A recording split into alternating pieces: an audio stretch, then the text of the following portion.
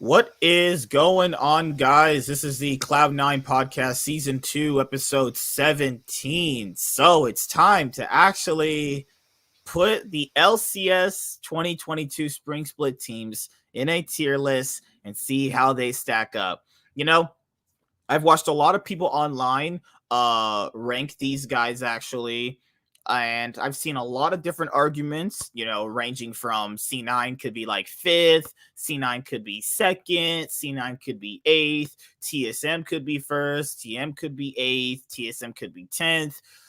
Fucking all these takes when it comes to these LCS teams because like a lot of people criticize, the LCS actually for being very, very stale. And, we have some organizations within the LCS actually trying out, some newer ways on how they want to build their rosters, which is a good thing, actually. And then people meme them for whatever reason.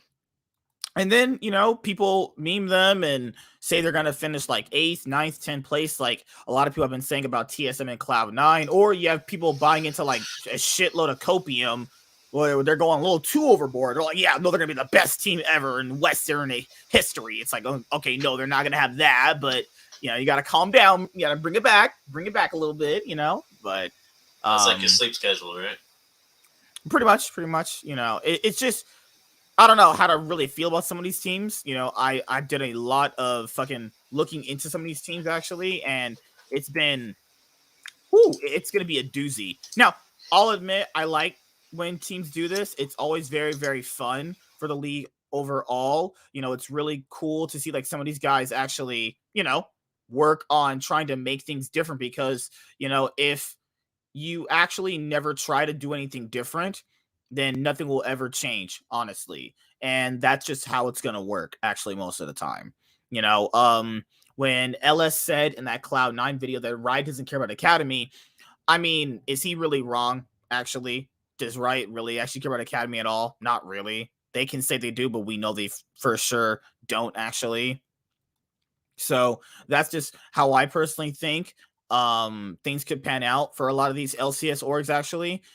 And to be fair, like people got to factor in, like most of these guys aren't really going to be doing anything like ever. They're just in the league for whatever fucking reason, actually. So, whatever. like the reactions to that Cloud9 video were fucking ridiculous. Did people not watch it? I mean, I didn't see the video, so I don't know. Yeah, well, I'll sum it up for you, all right? Just with like one part of it. So people were memeing them because when they were like going over the stats, they were talking about how Isles was like #1 in like CS for support and shit like that. Alright? So they were memeing them for that, like, oh my god, these fucking idiots think those stats matters, LOL, those are the shit they're going over with their thing. It's like, okay, are you fucking people brain dead? Alright? Unless all your brain cells were like burnt out from like watching TSM or Schneider's. Whoa. Fine, I'll say Schneider films, alright? This motherfucker, right? Why you gotta throw shade every time? But anyway, unless that case, alright, it's clear that they were just showing examples, and for Microsoft, their sponsor, with how their statistics thing works, while complimenting Isles. Like, there's a reason fucking Winsome is starting, alright? Oh, actually, I wanted to ask you guys this question, right? And before you start the show, it's league related. So a friend of mine's like, how can I be a fan of TSM after all the information about Reginald has come out? Now, am I a bad person for supporting TSM still? No, but I mean, you could cheer for better organizations for it, that's all I'll say. But no, well, you're a pretty good person. No, like, here is what people say that are dumb. It's like not everybody cares about like this stuff going on like, backstage. Most people won't really care about this stuff anyway. And to be fair, let's be honest here. Most people already knew about that stuff. It's just normies who are just finding out about it because they watch Double Lift. Right, but he was like, this stuff has been known, and I was like, well, my argument was, because this went on for like almost 20 minutes on Discord. He's a GM jungler, so he knows his stuff. Mm-hmm. And I was like, yeah, though, at least I can say that Reginald's dirty laundry is out there. We don't know a lot of these orgs what happens in the back scenes. Like everybody thought Jat was like this nice guy, and then we find out he's a dickhead. Like you Yeah, don't know, and you that's don't the dirty laundry behind there. So like, okay, Reginald's the demon I know, but what about the demons people you don't know in the back? But this No, is the thing. we know but, some. Like, we know Jax. But this is the thing. People already knew this stuff. Just because he just found out doesn't mean people already didn't know. And most people were there, not even just for Reginald anymore. They were there just for Bjergsen. Now, I've told people before, this is the reason why you need to figure out if you were a fan of a player or your org. I'm a fan of the Cloud9 org. We get different players every year at this point now. And, I root for the team every single time. People don't know if they're fans of the actual brand, org, or players, because most people would say, didn't TSM lose a literal load of fans when Bjergsen left? I mean, there's no way to ever really quantify that. There's no real ever way to know. I guess you just maybe give a nice observation of how that's what they said about Sneaky. Yeah, right?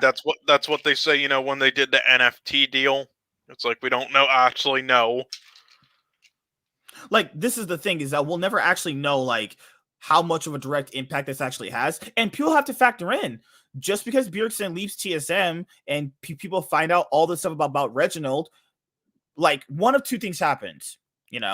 People start cheering for them because they're the underdog now. That actually happens a lot more than people think actually.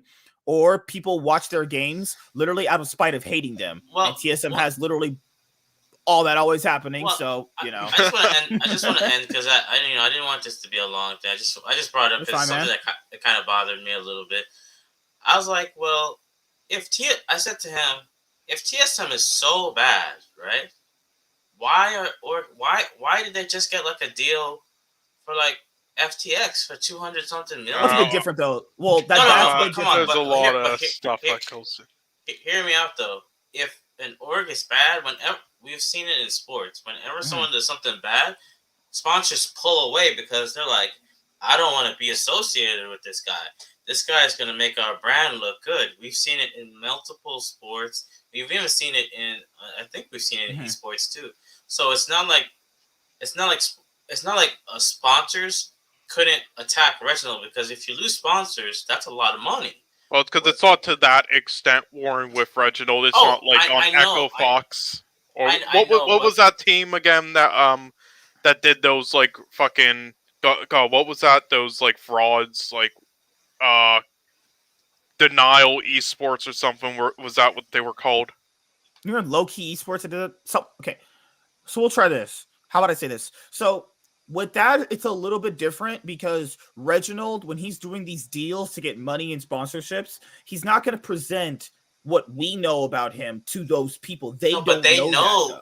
Those people know. Maybe they know. We don't. Oh, come on, man. They get the sponsors because they have the most fans, because that's who all the 8-year-old sheep cheer but for. TSM is not. We'll say this. TSM is not the big dog anymore, though. Here, I'll say this. I'll say this. Maybe they do know, but what levies that is their brand. They have a lot of views on their YouTube channel. They have a lot of fans. So it's one of two things. Either they turn a blind eye to it, or they just don't know, or they just don't give a fuck, and they just want to believe in they don't give a fuck, and they just see the views and fans on the channel from all the 8-year-olds, and they're like, yeah, okay, you can have the deals. I mean, I agree with you, Sean, there. And because of Fortnite, they're big in Fortnite. That's why. They're big streamers. in Fortnite. They're big in Valorant. They're even big, I think, in Wild Rift too. It's about Fortnite and streamers. That's about it these days. And CS:GO. Not. I mean, Cloud9 is more there, but they do. Well, they're not in there anymore. No, Valorant. They are high up there. I'm just gonna end on this. I'm not saying that. What I'm saying is, like, TSM is not the org anymore. It's like one of the orgs at this point. It's like, basically, to me, if I'm coming to NA, it's now C9, 100 Thieves, TL, then TSM. As a TSM fan, I can legitimately say that now. What about EG? Oh, even EG. I'll put EG because of all the stuff that's happened with TSM. I'm gonna put I'm talking about like just drama, all that stuff, etc., etc. Because we don't know about Ichi's drama. It's not there. So I'm gonna assume that everything's peachy keen, but whatever. Um, I'm just saying TSM is not the same thing that it was like in 2016, 17. But it was just a thing that happened on Discord, and I was just questioning like whether or not I should still be a fan. Like I No, like you the can be a fan. We're just joking, right? Like, no, not you. who really Respect. Oh, yeah. cares? Like, It's one of those things. You've been a fan since 2017. I don't see why you shouldn't be a fan. Like, this is the thing people need to understand, dude. Not you, so other fans understand. He was eventually going to leave, or he was eventually going to retire.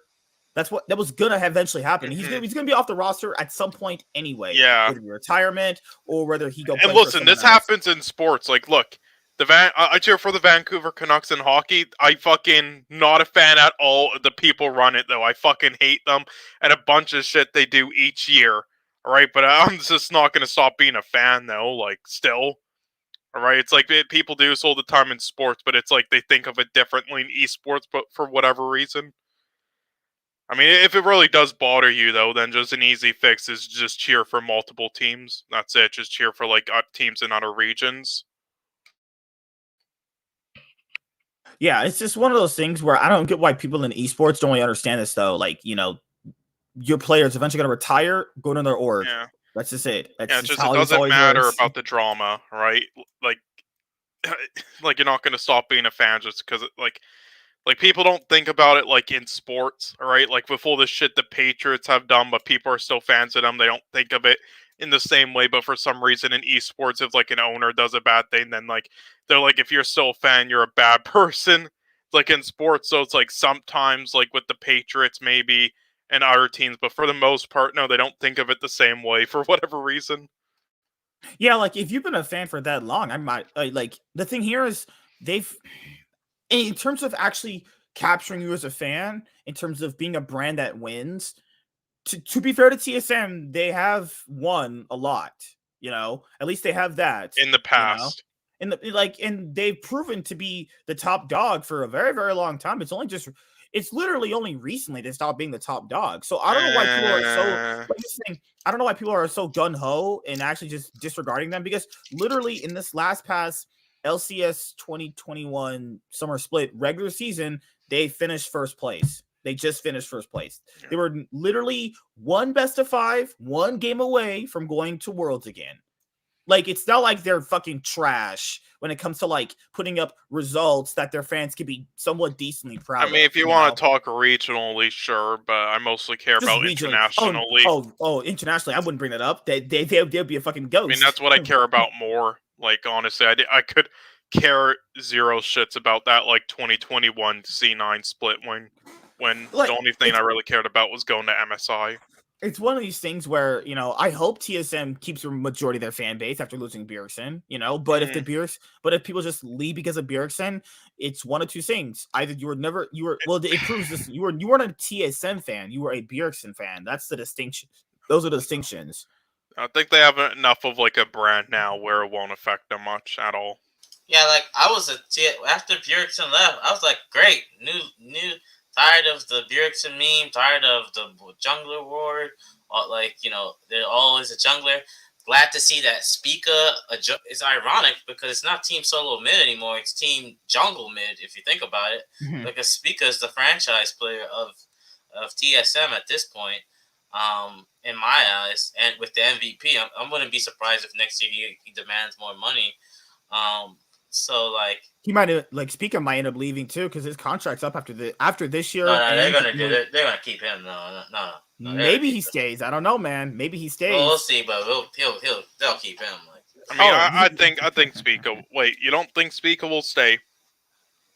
No, Spica will stay. Come on. It depends on their role. If he was gonna leave, I think he would have asked out after this year. He can't. Well, he would have been able to because his contract runs about at the end of this year. Yeah, but people ask for out all the time. And people get TSM not giving it. No, TSM look at Inspired. His contract got bought out. Remember? Yeah. I was gonna say that's the only replacement I can see Cloud9 get him with Spica over Blabber. Honestly, I don't see how they would get anyone else. like it would literally happen like one of two ways. Either his contract runs out or they just don't want to get rid of him. Because they had that point where they didn't want to get rid of Sven and they kept him because, like, to be fair, like, unless Reginald specifically wants to trade him, it wouldn't have happened. That's just how it works. Well, by the way, sorry, I didn't mean to derail on the start, but which team are we starting with, by the way? Give me 1 sec. I'm just Are we gonna do a tier list? Oh hell yeah, we are. Mm-hmm. Sean, if there's any bots in the thing, just make sure you take care of them. Yeah, I have. I'm not looking at chat too often, but yeah. Okay, so when it comes to like, I think the LCS teams, I'm actually like happy TSM and Cloud9 are taking these routes, because to be fair, like a lot of the times the other orgs did that a while ago, a long time ago, when it came into like buying into like these Korean players and fully investing into them. They really didn't fully invest into them. They half-assed it, and then the results showed. They didn't get the results they wanted, and like you have people memeing them about Korea 9, Team Speaks Mandarin. I will still be a Cloud9 fan forever, so I don't give a fuck, Like, as Cloud9 showed me anything, they're not going to succeed, I mean, there's been times where they haven't, sure, but, and anything can happen. I mean, they sure as well can't succeed, they sure can't. It's very possible that this could all just blow up in their faces and it could not work. But even if that's the case, even if that happens, I'll still be here. Want to know why? Because I know deep down in my heart that they've proven a lot of times that they can bounce back and have good results.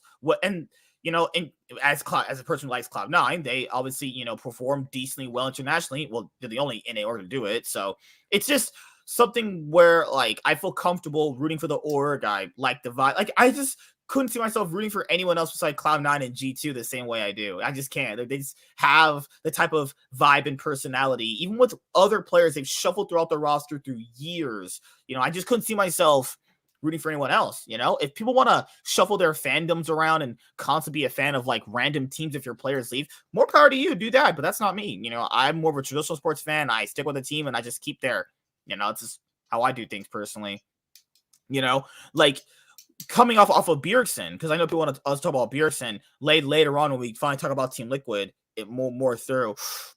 The thing with Bjergsen is like I think personally he'll be a really good mid laner still. I really do.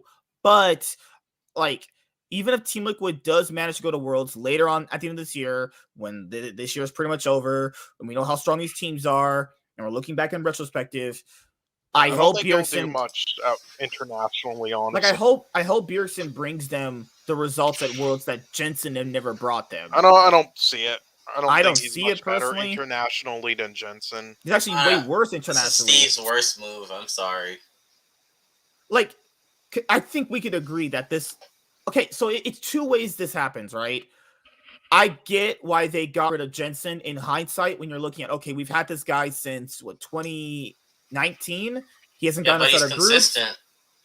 They're not looking at it that way, dude. I that's what they should look at. I agree with you there, but they're not looking at it that way. They're looking at, this guy, we've had this guy for 3 years and he's not gotten us out of groups. Let's look at it logically. The last time I'm gonna keep it 100, like K-Dot would say. The last time Bjergsen was at Worlds, he was at 0-6. Come on, let's stop. And he did stop it and get some help. Stop it, get some help, and he hasn't been in a professional setting in almost 2 years now, a year, 12 months. He's been he's been still playing solo queue, but he's not been a professional player technically for like a year. Okay, yeah. So that look what happened to say Perks when he was ADC. He had to. I'm sure now that he's played a year of mid lane, he's now starting to get back to like his. I'm sure he's gonna have a better season mid lane now than he did with Cloud9 because getting out that Kings, he was ADC, he's kept swapping back and forth.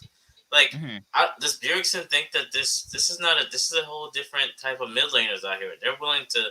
There's more caps now and more perks is out there. I don't mean like there's players that are caps and perks. I mean like there are players out there that are willing to take the 30-70 play and So is there background noise? Just a tiny bit. It's just Okay. one of these things. Now, Bjergsen has to compete with Power of Evil again.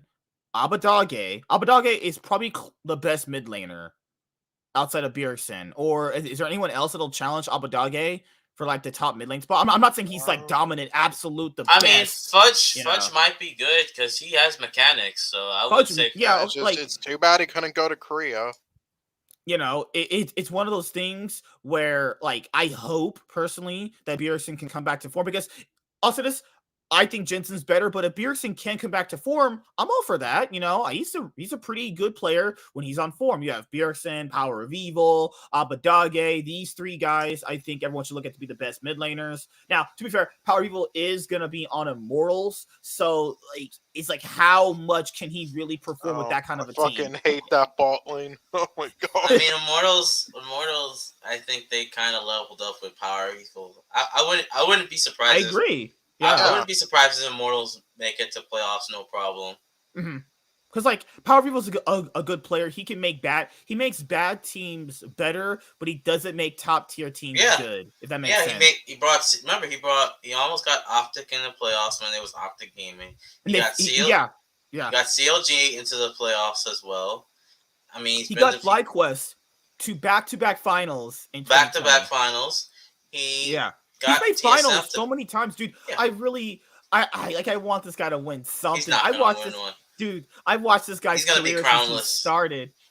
That sucks, man. Because like, and like, I've watched this guy since he started on Unicorns of Love. Every year I've watched this guy. Like, you would think at some point to being in finals that many times. Oh, if he went to any, dude, if he went to Brazil, CIS, or any of this wild card, like fucking any of these wild card regions, he definitely win. Like if Power of Evil went to Japan, he definitely win Japan. Like, let's be honest here. You know, it's just like I'm not really understanding some of the moves from like the bottom tier teams as usual. But I told you guys this how I feel about the bottom tier teams. Why don't they just develop NA players for cheap, pay them cheap contracts, and like make content around these players, right? Because the thing is that a lot of people don't really care for the bottom tier teams, but that's possible. 100 Thieves came in with not really much people caring about them. Then, like, even when they weren't winning anything or weren't considered like a top tier organization, they actually started indexing hard on content. They grew that part of the organization really big. And then guess what? Later on, you know, when they finally won, it all just came together. And like, I know that CLG, Dignitas, Golden Guardians, Immortals, and FlyQuest won't be winning anything anytime soon. But what you can do is just heavily index on content. Actually, maybe heavily index on, you know, player documentaries, a ton of things actually you can do, you know, to grow your LCS side of your brand. Like, they have some players that people should know by name value, but no one really knows them. Like, there's a reason why people just highly always index on the whole Double Lift angle or the whole Bjergsen angle, because they know them. They're comfortable names you can get behind. Like, why should anybody get behind some of these names on these bottom tier organizations when they barely know them? You know, like, outside of like a few key players that, you know, people should know by name recognition, name brand alone, there's not much there. Like, these bottom tier LCS orgs can do much more than what they're doing right now. And they're just choosing not to. Or people will talk about, oh yeah, their views and are really low on their YouTube channel. Guys, views are low on multiple YouTube channels. It's not about the views, because people are so highly indexing on views when it comes to like LCS content for like the YouTube channel, for the LCS orgs, and even on the main LCS YouTube channel. Guys, that doesn't matter. You know what I mean? Like, the views you have on a video doesn't pertain to how much of a quality video that is actually. I guess you could say pointing out views is something to go like, okay, why is this org a lot of subscribers and not a lot of views? Well, subscriber to view ratio never really ever matches up. And you gotta kind of factor in, like, let's say there's an Evil Genius video that gets posted and it gets like 600 views. Okay, that's fine. What's wrong with 600 views? That's fine. A lot of channels, like, first of all, kill for that. And second of all, that doesn't mean the video's bad. Just because that video is low view doesn't mean it's bad. That's the thing with people. They need to actually stop thinking that, because you're probably getting some really good content. It's just that people are only pointing out views, and it's really detrimental, because if those are really well-made quality videos, see why the views should really matter overall. But, when it comes to, like, I think Evil Geniuses for me is like going to be the more overrated team. But when we get to it, actually, like, I don't know how well they're going to do as I've been thinking about it more consistently. But, guys, I've been actually fucking, like looking at a lot of this shit all day, reviewing the teams, going like, man, it's gonna be a lot of shit generally because holy motherfuck, it's just so much shit you gotta have to factor in when you talk about a lot of these teams because like player dynamics. Then people need to factor this in too. Just because the teams are locked in right now doesn't mean like when a team doesn't perform in the spring split, potentially in summer split, they make a change to make worlds. So that could be a thing too. What's up, Chaz? How you doing, man? 600 views on my channel. I'm clapping. Yeah, like a lot of these orgs get like 1,000 views for some of their videos that are actually pretty darn well put together. But people just go like, "Oh yeah, it's 1,000 views." It's like 1,000 views is 1,000 views. That's pretty darn fucking good in general. I don't see why that's a bad thing, but that's just me personally. Maybe I'm ranting too much, but it's just like you can't ever get better stuff if people just keep constantly fucking bitching every single 5 fucking minutes about shit that doesn't even matter. Golden Guardians content was pretty good, but people just kept memeing their view count and shit. Yeah, like people just kept memeing their view count. Now you don't have those documentary series anymore. Like, like when TSM first started their like TSM Legend series way back, the views weren't like insane amount like they are now, but you have to keep building. You got to keep doing it. That's the thing. You just have to keep doing it. It's not going to be an overnight thing. No, you're fine. It's just you just have to keep doing it. It's one of these things where you just legitimately have to put in the work to build up the players. Well, because if you don't do it, who else is going to do it? The problem is died or some shit. The problem is the I think EG has gotten some fan base now because of Danny and like how they win, like I think they made playoffs both. They made playoffs both splits. I don't remember. They make good content too. Yeah, they make good. So EG made a statement with like the players they signed and everything, and they're winning. When you're winning, people are. Let's be honest. I like DSM because that was the first organ they were winning. So I'm going to go with the winning team. I'm not going to root for the Cleveland Browns when they were 0-16. Like, come on. Like, like, you know what I mean? In football, I was cheering for them to make history that year. Like, yeah. But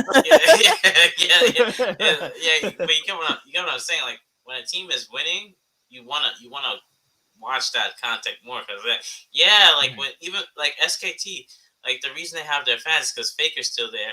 And when they're winning, they get, like we saw what happened. Like it was like almost 1 million plus views for the SKT games during Worlds. Yeah, because they were winning. They're back in the scene. Like they have a lot of potential. So like when you have they should have won Worlds.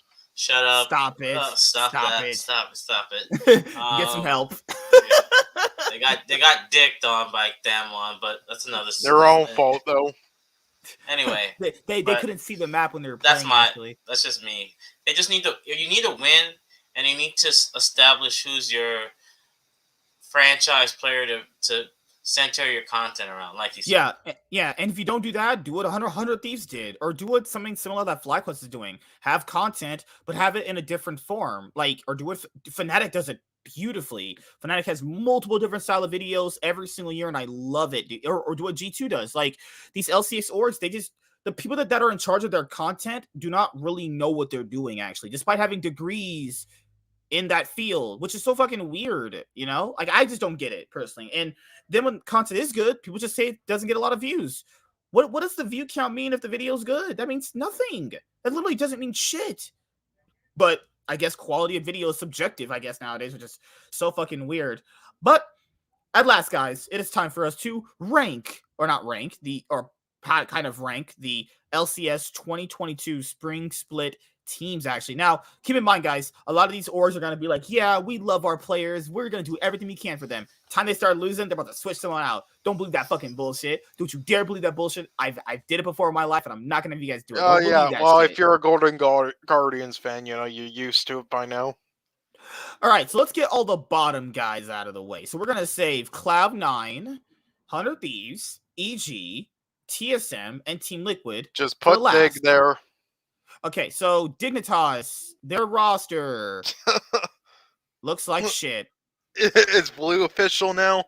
Blue is officially their mid laner. Now, Oh my okay, so god. here's what I'll say. The Man, Biofrost these move. people be wanting green cards really bad, like River and Blue. You know, I like River. Listen, I'm I not like wrong. Like, I'm not wrong. Like, come on, you know these people want to just come to. They want to come God. to USA. Like, call me racist, but it's like they really want that green Oh card. yeah, Inspired too. EU Like, sure did. yeah, you sure did. They want that green card. They want the American No, I'm at dream. GU. Giyu. Oh my god. Yeah, Anyway, not I'm mid sorry. laner. That's it. I'm sorry, Miss. He should have got a chance, honestly, in NA, but whatever. So this is my thing. The Biofrost pickup is like kind of suspect because just the same thing that warrants about Bjergsen also applies to Biofrost. The last time this guy was at Worlds, he was 0-6 and he played like complete shit. Like, Listen, I get why they're doing it though. All right, because they were thinking about Zazel, but didn't, because I understand why. Because we already saw an ADC similar to Neo with Zazel, and it did not work out well at all. They wanted a more just like safer support and a good like in-game leader, but still, there are way better ones than Biofrost right now. What the yeah, fuck? like guys are gonna be like, well, Biofrost won titles on TSM. He was never the best support. Get the fuck out of here. You can go burn in hell. if you And that, think how long ago was that? last time you won a title was in 2017 summer. That was Hey 5 guys, years ago. hey guys. No, 2020. Oh my god, you're right. You're right. Okay, we don't count that year, right, Warren? I'm sorry. Stop We don't it. count that year. I'm Stop sorry. John, you were in the minority. Hey, Get out of here. let's sign Piglet because he's a world champion. Sean, seems like Sean has like lost memory. Yeah, he won. Well, he's scarred. He's letting TSM live rent free in his head at this point. You No, know? I predicted them to win because NA was so shit. I knew they would all shit the bed against them in 2020. Oh my god! Like, so here's my thing. The Biofrost move is super suspect. I think Neo is actually a pretty decent. Yeah, I like Neo and I like River. The rest are dog shit though. Fake God is actually not good. I'm sorry. If Fake God, if you watch, dude, I'm sorry. Your games look like shit. I mean, sorry, dude. I wouldn't say he's terrible. It's just like He's I'd not say, egregious, but he's not painfully mediocre. Okay, Yeah, but and- who would you rather have, Revenge or Fake? No, God? that's fine. There's no one else really, so that's why he's staying. And that's the thing. The best native top laner, Licorice, is already locked up by Golden Guardian. So, like, what else do you get at that point? Like, Dignitas, I don't really see their roster. Hey, what are doing you talking? anything. That's a weird way to say Kumo. Here's what happened last year. For a reason why Dignitas did very well. You guys were all watching. The only reason why they did really well was because of Alframu and Dardoch. Dardoch was borderline, in my own personal opinion, And the Neo. MVP. Yeah, like Dardoch was borderline. I don't see why people just had these weird shitty narratives. Oh, he's so toxic. And Dardoch was literally pretty much the MVP of the last spring split in 2021. Like, Alframu also played really well. Neo played great. They don't have those pieces anymore. Like, they're not going to have the same. And Soligo had great like in-game knowledge and chemistry with them, and then they subbed him out for whatever reason because they want the guy who plays fucking Ezreal mid. Let's go. I just don't really understand a lot of these moves. River is a good player. I saw my Worlds. He's good. Fine. That's like one of the few wins this season for them. And with the Enatron, fucking god. I can't believe Enatron. Enatron's in NA in 2022. I can't believe it. They want that green card, bro. Like, I'm telling you. I'm sorry. This is like compared to the rest of the league. This is looking like 10th. I'm sorry. Yeah, like these guys, I can't see them finishing anywhere. Like, these guys have to be in D tier. Like, River, I think River might surprise people with how good he'll actually perform. Yeah. That's River not going to do Neo. much. Because the thing with jungle is you're going to have pretty much all losing lanes. And there's nothing you can do about that. They might win through bot lane sometimes, but that's not going to get them much. I'm sorry, Dig. Yeah. I will say I'm a little scared that Neo might regress. So, like near the end of the season, his CS numbers were terrible. If Neo starts regressing in the spring split, they're about to be 10th play. They're legitimately might not even get a win. This roster is so bad, they might even get a single win. They might be 0-18. I will say, though, the fact that Neo only got a chance until last year and people were surprised about his performance in spring proves that no one in NA fucking scouts anyone. That's just proof right there, because he was literally like struggling to even get on amateur teams. But what do you? He was like fucking popping off in amateur and academy all the time in his few LCS games. Like, are people blind? All right. When he was Asta, remember? Let's go to CLG, because CLG has finished, guys, I'm not kidding, look at the record. CLG for the past 4 splits has finished between 9th and 10th. They haven't finished anywhere above 9th in the last 4 splits. Now, could this roster change that? Sort of, but they kind of ruined it with Palafox. That's my thing. I saw Luger and Poom. They're actually pretty good players. Luger is amazing. Luger is love a good Luger. player. Poom is a pretty, like, it's not like they have shitty players across the board this time around. But to be fair, the only question mark, it's not even Palafox for me, it's Jenkins. He did not play that well on Team Liquid, though. He played well in Akali. Once Akali was out of the meta, he looked like shit. And then they were like, okay, no, but I think he's like a decent weak top, a decent enough weak top though, where he like sort of like fake God, but maybe a little better. He doesn't have much room to grow, especially he's been in like academy for 4 years straight. All right, but he's like, he won't lose you games. I don't think so. He'll just be like a Lorlo kind of, or like a Kumo in like this year. What do you think, Warren, about CLG? I mean, only people I already know is Jenkins. Jenkins has potential. Really? From what I've seen. And I mean, I'm sure he learned some stuff from Alfari I think he's a solid weak top, but I don't see him growing much from here, or I don't see him at all like playing around him. Contracts is like a redemption story.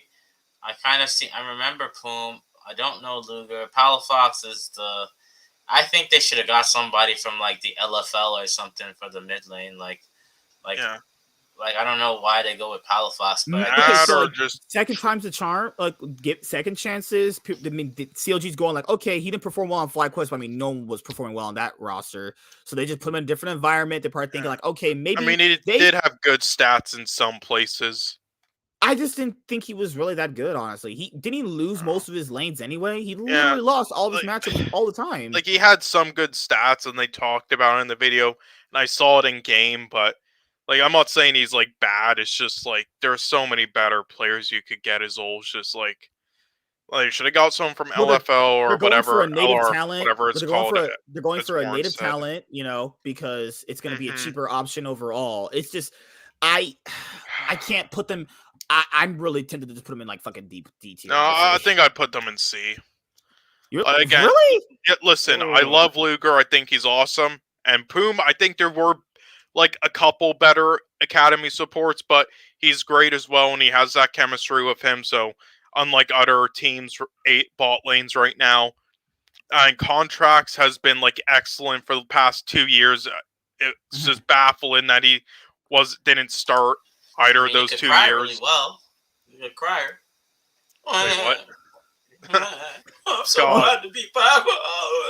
Gotcha. Okay, good God. No, it's absolute joke. He should have just played over Svenskeren that entire year on EG. Well, Contracts dicked himself, though. I'm sorry, MSK. Contracts dicked himself when he should have stayed on C9. For some reason, he left C9 to join Golden Guardians, remember? That's what I agree, but whatever. He wanted to secure that bag. That's how it works, Yeah, whatever, though. What a fool. Now whatever. It's a joke. He wasn't a starter until now. See how he does. Here's what I think. He's great. I didn't even really think Contracts played that amazing. Like a lot of people point out, he played all right. He played okay. I didn't think he played that good overall. It's just compared to others. So MSK. This is CLG. They finished what, like 9th to 10th the last 4 splits. So if they finish 8th, that is an improvement. That is sad. If they finish anywhere between 8th and 7th, that's sad. That is disgusting. I think they'll get at least like around 7th or so. So what you guys? Okay, so I'm saying D tier. I'm sticking to my guns. I'm saying they'll be D tier. I think their highest ceiling is 7th. That's what I'll give them. I mean, I like their bot lane. I like Contract. Like, they didn't play amazing. It's just like compared to like 5 of the other jugglers at that time, he should have been in the league easily. What's up, Tony? Warren, what do you want to put him at? C. Okay, so Sean says C. I'm saying D. Warren, you're For agreeing to that. CLG, Yeah. actually gonna. It's weird. Depending upon how Neo does, I would rather see Dig C than CLG. I don't know. Just CLG Really? just did. I don't know. Like these two teams have to. I think they're fine where they are, but one of them is gonna surprise us. I think. That's the I best. hope, dude. I hope that happens. Now, I think they're fine where they are. Actually, And like, will my dad come through this door? Actually, never. then CLG staying at D. Like, if they literally finish 8th place, that's considered an improvement for the last past Okay, 2 well, years. my logic pretty much is I would only on these when I do these tier lists, I would only put like one team in like DNA because they're like bottom of the barrel or like the very top. I would All put right, CLG in like the lowest C, but that's just me. But yeah, D's fine, I guess. let's go to Immortals. So they pretty much have the same shit, except they upgraded 2 of their positions. That's it. Power of Evil and Wild Turtle. Upgrade? A Wild Turtle is better than that other guy they had. That's good enough. It's close. It's close. Hell yeah. I mean, I don't know. Wild Turtle, I think had a bad. I don't think Wild Turtle synergized well with Smoothie because remember Wild Turtle's performance at Worlds was not that bad. He was holding up with Jackie Love and I think Lu Mao in the bot lane. Like they didn't do bad. So But this might be better. I think the biggest that's when upgrade. he had. Well, that's when he had Ignar. Remember? Right, he had Ignar. I'm sorry. I think the biggest upgrade was mid lane. I think I wouldn't be surprised if Immortals gets a lot of upset wins against the top teams. I think Power of Evil is just the player that they've needed. What are you honestly. guys talking about? Did you not see Insanity's Ziggs game? Fucking amazing. Okay, this guy's a fool. This guy's just going nuts. This guy's crazy. He's a clown, man. Like, Destiny, he wasn't really that amazing. He's all right. Revenge is all right. They have a bunch of all right players that I think they'll be better than the sum of their parts. So what I'm saying, guys, is they'll be better than like most of the bottom tier teams, but I don't think they'll be better than any top tier teams. Oh, they're this year's EG. I'll put him a T tier. That's me personally. I think Yep, they're a C tier. team. Yeah, I like their mid lane. I like their jungler, and Revenge. I'm sorry, you're just bottom of the barrel, like around 7th to 10th compared to every other top. Sorry, like I don't think you're bad. Just that's how the way it is. But I'm willing to give you another chance. All right, bot lane, I do not like at all. All right, Wild Turtle, I like his like veteranship, sure, like his end game knowledge, but that's about it. He like makes like the odd like amazing play out of nowhere, like in every 15 plays.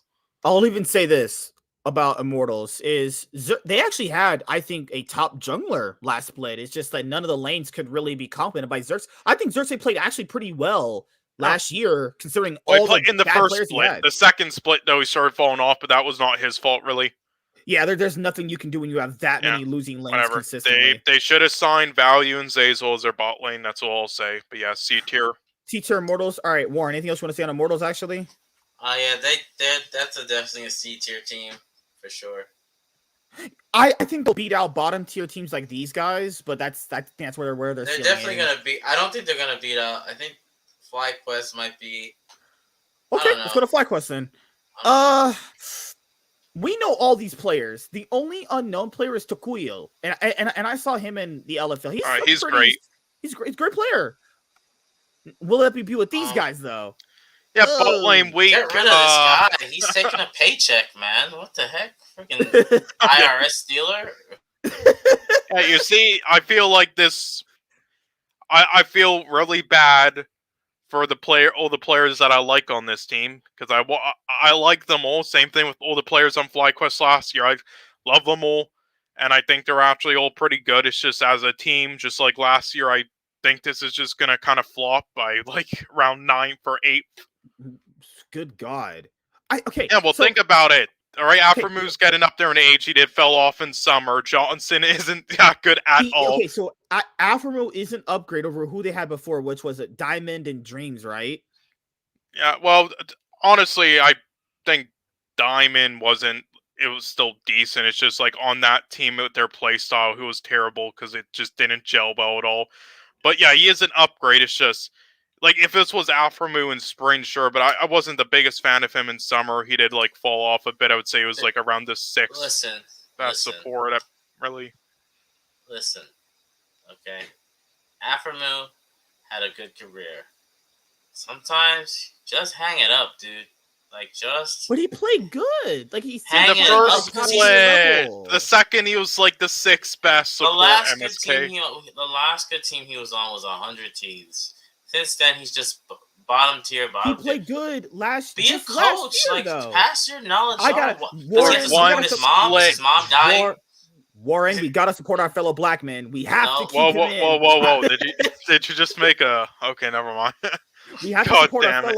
our fellow. You know, Does he need to support his brother, his auntie, his cousin too? Like, Oh god damn it! what the heck? You guys are sleeping. on Yeah, that hey, boy we need Afromoon. Matt to get back in LCS because he's I'm from sure he has Hawaii. enough money so they don't need EBT cards. Come on. Oh now. my lord. Okay, guys. So Oh my god. Yeah. Okay. so like this is my thing.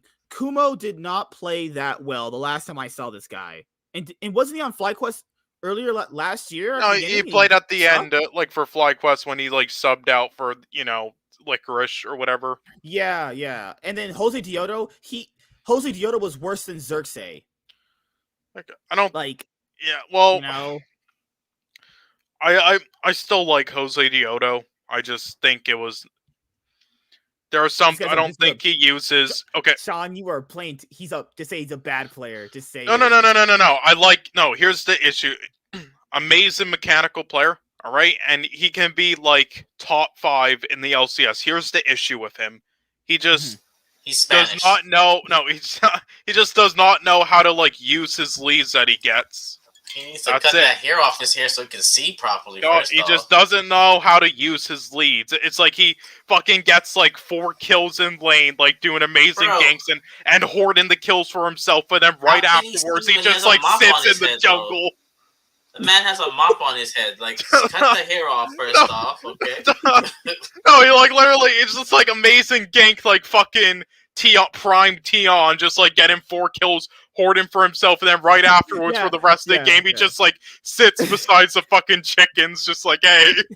It's like this guy needs to know how to use his leads. I'm gonna be honest with you. I think they're D tier.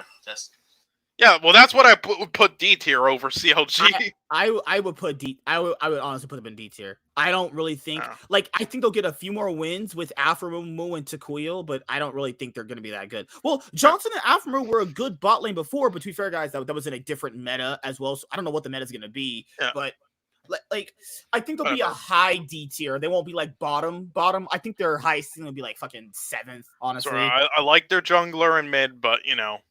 Like, look, Kumo, I think he's like I don't think he's like good, but I don't think he's bad either. If like just like Jenkins, if the rest of the team was good, then you know he's fine as like a weak side guy. But it's not just their bot. It's pretty much just like Immortals. Their just bot lane is trash compared to the rest of the league. Like Johnson isn't bad, Afromu isn't bad. It's just compared to the rest of the league now. Like, maybe if it was Afromoon, like, spring, but, like, he didn't play that well at all, MSK in summer. He, like, dropped off. Dude, like, literally the whole team fell apart. I mean, nothing he could have did was would have salvaged that award. Whatever. Right, just compared to the rest of the league, though, they're D. I would honestly... Not Warren. Sean, you said he's black. No. I know with the other white guys getting the benefit of the doubt. Put CLG in C tier, and then... FlyQuest and D. That's how I would do it, but they can be a high D tier. There you go. And they're a bigger spot. There we go. That's how they finish. Yeah, hey, what do you do about a Dignitas? No, they go last. They go last. Oh my god. Guys, I'm gonna get a Dignitas jersey and show it off on stream and watch Dignitas sponsor me. That's how it's gonna work. I did like their clutch game in jersey. That was nice. That was good, actually. They went. Didn't they have their first? The logo was like an owl, and now they changed it back to this. It back. No one liked that owl. Yeah, I mean, I didn't. It was based off like some soccer team, was it, or something? Mm-hmm. Yeah, I mean, I didn't mind it. It's just the Dignitas logo there is it's classic, just like the EG logo that they then changed to. Let's not talk about that one in 2019. Oh god, but I like their new one. Their new one's good. I actually like this EG logo a lot. I would get an EG jersey. Oh no, I like their new logo too. Yeah, it's just their old one was just legendary, like the old Dig logo, And that's what I'm saying. It's just like the new Dig logo. I actually kind of like it's just in comparison. What's up, K4? How you doing, man? I haven't seen you in a bit. COG hey. equals GOAT. All right, let's go to Golden Guardians. C tier. That's how I see Yeah, it. yeah. Yeah, again, like I don't outside of like some players on Dig there and like Destiny, really, there aren't really any players anymore in the league like before that I would say K4, are you on coke, dude? yeah, but besides like Destiny and some players on Dig, there aren't any players anymore in the league where I really say are quote unquote bad anymore, unlike other years before in LCS. It's just a lot of just not top tier players is all, and that's the same with Golden Guardians. A Blaze Olive is pretty decent, but compared to the rest of the mid laters, I'm sorry. Yeah, same thing with Lost. I mean, for an NA mid, I think he's a better Demonte, that's for sure. Also, yeah. I mean, honestly, he's sort of like Nuclear Int, where everybody looks at his stats and they think he's bad, but they don't actually watch the games to understand why his stats were like that. If you actually watched a Blaze all his games more closely, if you watch Golden Guardian games, because guys, I watch all the games. He actually played pretty well. Yeah, but they just see like he's like goes like what 0-4-1, and they think he's bad. But it's like if you watch his games, it's like Nuclear Int.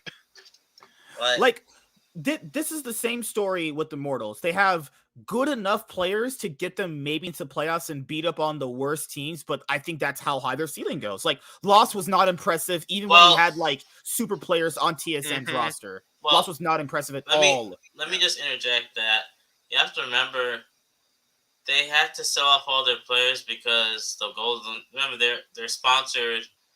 The biggest sponsor is the Golden State Warriors. Now that they're back and winning and the stadiums are being filled up, I wouldn't be surprised if they start making more moves because those arena, like the Golden State Warriors, they sell out in tickets. Their tickets are expensive, so I wouldn't be surprised. Yeah, I can't believe Ole in 2022 might actually be a top 5 support.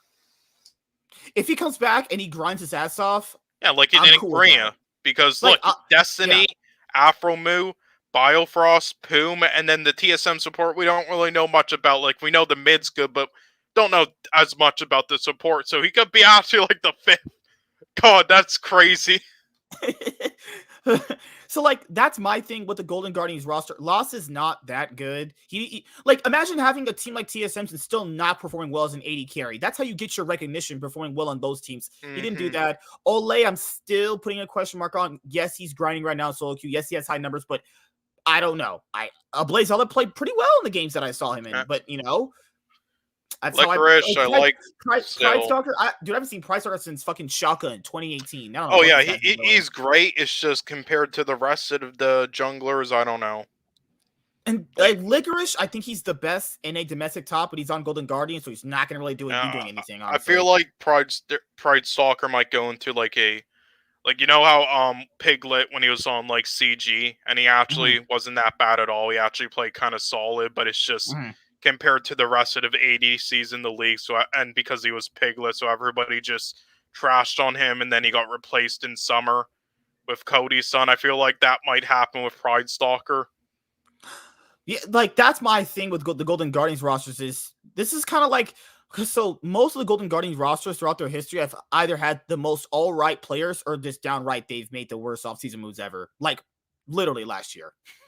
when they were in the spring, they performed so bad. Isles just fucking, just retired. It's just that bad, honestly. Like I hope this roster performs to the standard I set for them. It's kind of like how those old FlyQuest rosters used to be set up with a lot of people. They used to be just good enough to get into playoffs, but they're not going to be really making any damage in the playoffs. Like, that going in. So I'm comfortable having Golden Guardians in C tier, just around where Immortals is at. And now we get to the big dogs, guys. Now we get to the big dogs. All right. Let's start with Evil Geniuses. I'll say this right now. I think this team is a little bit overrated, though. So a little bit. So this is what I'll say. So just like how last time we had an episode where we were talking about like team vitality, this is a similar situation, a bit different though. So Vulcan did not play very well ever since MSI 2021. There's like been 6 months where this guy's been just not the same. He's been bad. Like, let's be honest, he's been bad. Yeah, Danny and is please- not that. Danny's not that good in lane. He's really amazing in team fights, but he's not that good in lane. Yeah, I So think is he could Beyond. improve it though. It's just Vulcan in lane though. I don't know, so that's the No, issue. I think Vulcan will. It has more of a bigger champ pool, and being Vulcan has been in an international stage, so he's gonna pass a lot of knowledge on. Yeah, I think he'll rebound. Yes. Yeah, I Warren, think he'll but- rebound. Maybe it's he'll just- rebound. Yeah, I it's don't just the know that question based on is his compared recent to the play. other supports, how I much? still think Danny's a top 380 carry though. I'm not. I do. I know. I don't disagree with that. It's just like if I just look at how Vulcan performed ever since MSI 2021, he's been pretty bad. No one and the people were like, "Oh my god, why would Cloud9 get rid of this guy?" Have you been actually watching the games? Have you been legitimately opening your eyes? He's been running it down. It's like I'm sad they got rid of him, but it had to be done. Sadly, Like he was playing bad. Like Jojo Pion, Peter Dunn is all in on this guy. That's fine. yeah, I no, haven't I seen like him that. play. I love that a lot. And I like that. I like that a lot. But we haven't seen him play, so we don't know how he'll compare to the other field of mid laners. I think he'll be I think he'll be on could be on Power of Evil's level. Honestly, Inspired, he's not gonna have the same winning lanes like he had on Rogue to play around. did people time. realize that guy got fucking destroyed and out jungled by Blabber in those 2 games? When Blabber was, I'm telling you guys, dicked him. He after- out jungled him. bro. Like they want the green card. I wonder how many times I gotta tell you that. Like No, that's why he they're came coming for over here. came for the money and the green Would you? cards. Okay, let me ask you a question. You want to live in like Pakistan and blah blah blah, like Poland, God, stop. or Los Angeles? I'm just curious. Yeah. I wonder what Ward said when he saw Giyu on EG Academy as a fucking Lebanon, Saudi Arabia mid. Like you want, you Pakistan and black, you want to live there, or you want to live in? No, we Los need to Angeles? do a 90-day fiance parody of this. Want the green card?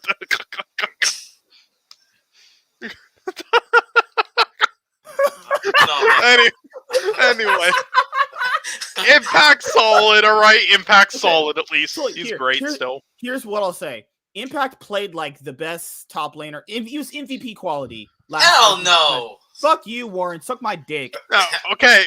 Eat Drop my your nuts. Champion pool is still an issue, but it's good enough. No, I'm saying It's his good overall- enough. His overall gameplay was Yeah. really good. No, it was Overall. not. Fuck It you. was. It was, Warren. It was Sven Stop. and Get some it was help. Sven and Danny and Jizuke. Like, stop it. Like he Impact was good. He got picked on by Huni a lot. Come on now, are we serious? No. A lot of the games that Impact won for EG came through him. Most of their wins came through him. It wasn't through He's Jizuke. not that good. He's not. Oh yeah, from Huni, because with Spica going up in his lane for 20 minutes. He 20 solo killed him, bro. times. Stop it, Sean. Stop Dude, that. Dude, come on, Warren. Huni Come on, got more Impact's jungle good. attention. That's the Okay, reason why. Let he me won ask all you a those times. question. With all the talent that's out there, you're telling me you couldn't pick up like a guy for instance, Misfits had a guy named Aggressivo. He's a good top laner.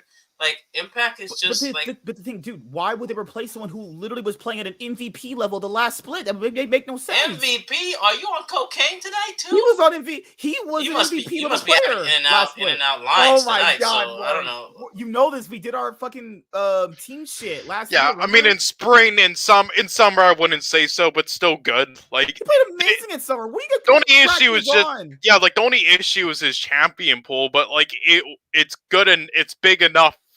It's good enough still, and it I worked don't mind. with their team style. I don't mind that they kept Impact. The thing he wrote the team is like Inspired's not gonna have the same level of players he had on Rogue to really impact the game. I don't know how he's gonna play on his team. I think he's a good individual player. I think Inspired's fine. That's a great pick. Inspire will rebound, but he isn't that good coming in as people think, though.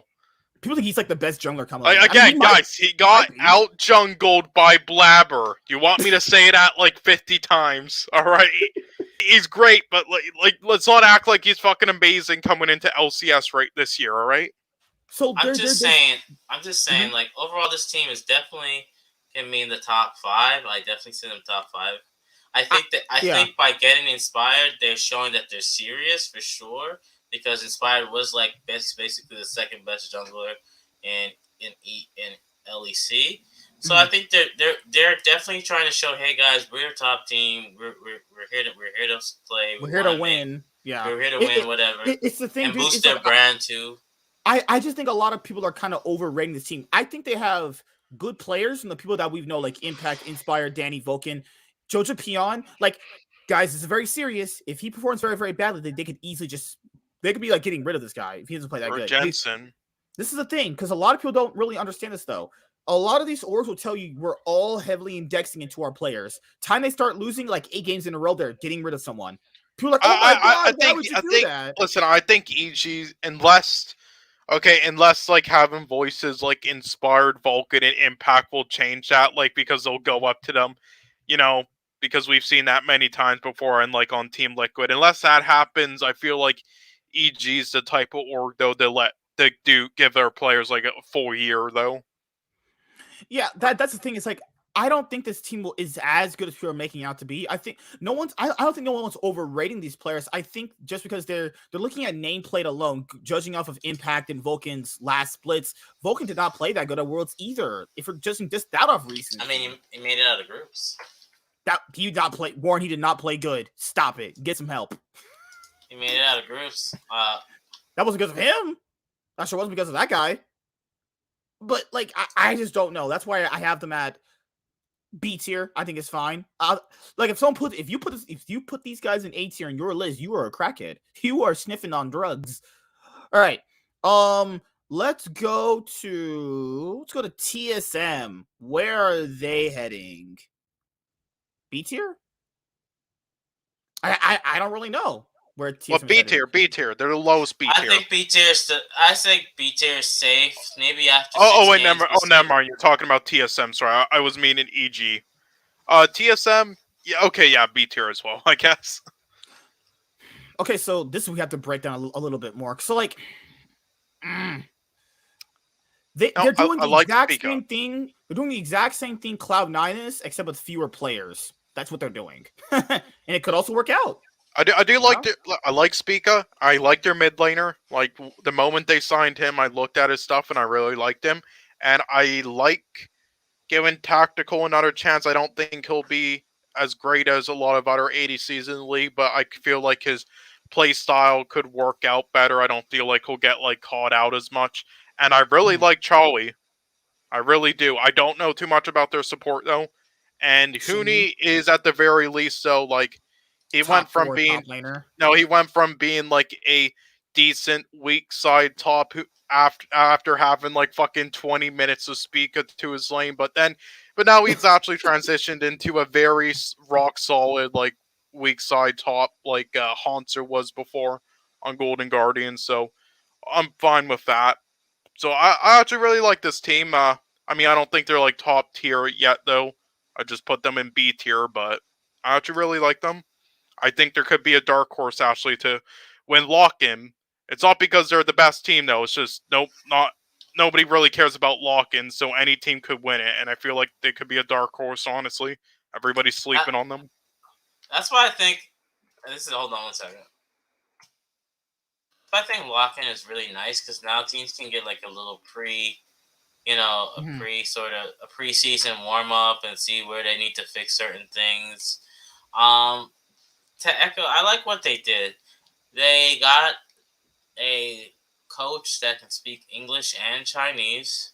That's I like the fact that they got Tactical and he's played with Speaker in Academy, so there's synergy there. Like they know they were like the best mid jungle top duo we had in the LCS for a bit there. Right. So that's a good. I like how they're like, you know what, you guys play together. You know how to work. You've played with Huni. Huni showed that he can play. His champion pool is really diverse. We've seen him play so many things. I mean, the drafts were suspect by Bjergsen, but that's neither here nor there. The Shawnee, I've seen him a little bit in the LDL and can't pronounce that name. I'm sure they'll say it properly once the games. Like I said, I think they're B tier. I don't think they're making MSI. I do think that if everything works out with communication, I can see this team making Worlds. Yeah, like that's my thing too. Like I think Huni improved a lot. I think Spica played really well. Tactical is, I honestly think everyone else will do fine except for him, honestly. Like Tactical didn't really show much to really have me buy into him, you know? Like a lot of the games that Team Liquid won specifically came from this guy actually. So like he needs to clean up some of his ADC plays, and I think they'll actually be a pretty solid team overall. I think like if I had like a high ceiling for TSM, I'd probably put him at like fourth, somewhere around there, fourth, fifth place team. Honestly, I think they could.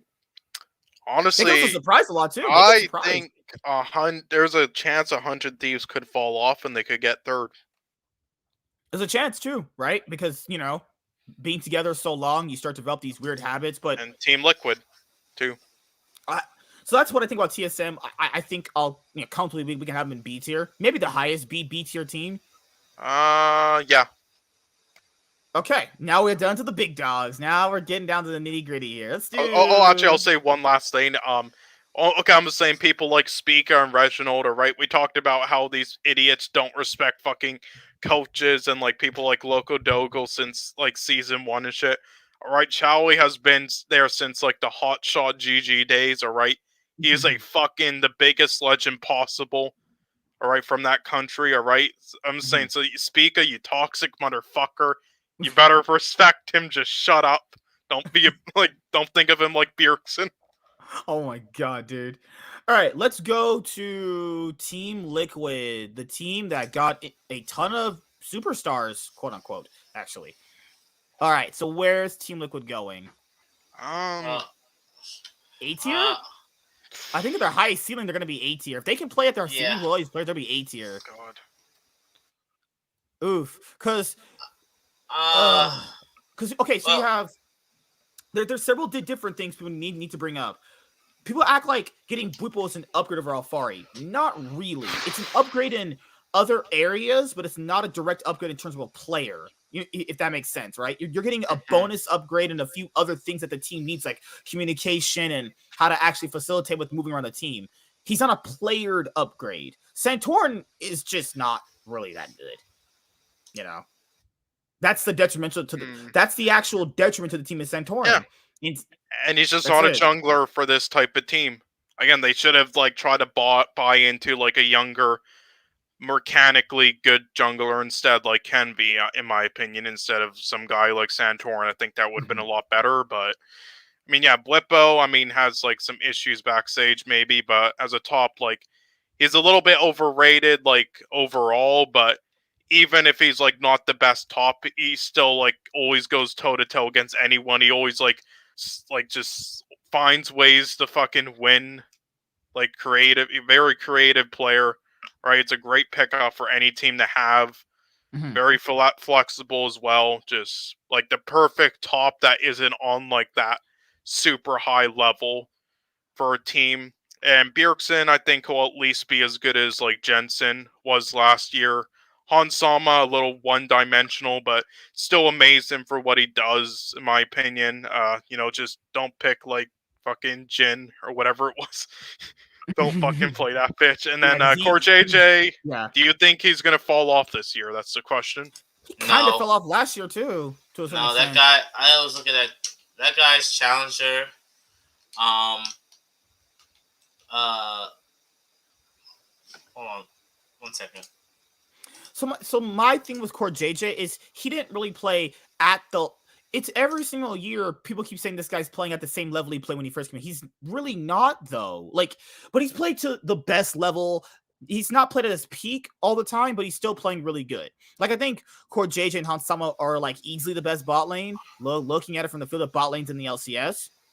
Bjergsen, the team will eventually do as well once Bjergsen starts ramping up. When Bjergsen starts ramping up, actually, I think the team will do very, very fine. Now, there's going to be a lot of weird, conflicting play styles, like how they utilize Santorin is going to be really a key into like you see how they're going to play the game. Because Santorin's not going bot with Bjergsen and Bwipo. We know that for sure. but their bot lane's good enough to perform without a jungler giving them resources.